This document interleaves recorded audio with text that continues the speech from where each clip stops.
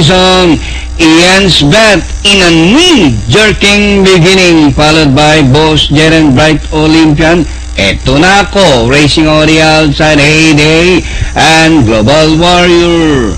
Back to the front runner, the favorite 4A, Ian's bet by Alenkina, followed by Bright Olympian in second by Darrell, and racing in third by about 2 lengths. Eto na ako, Global Warrior, Boss Jeren, and Heyday is running at the tail of the field. And at a far turn, Ian's bet by Hapal and Bright Olympian is running by Darrell. Eto na ako, is racing in third, Boss Jeren, Global Warrior.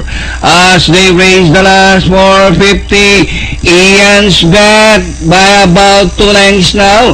Bright Olympian is running in second, rushing up. Eto na ako, and Boss Jeren.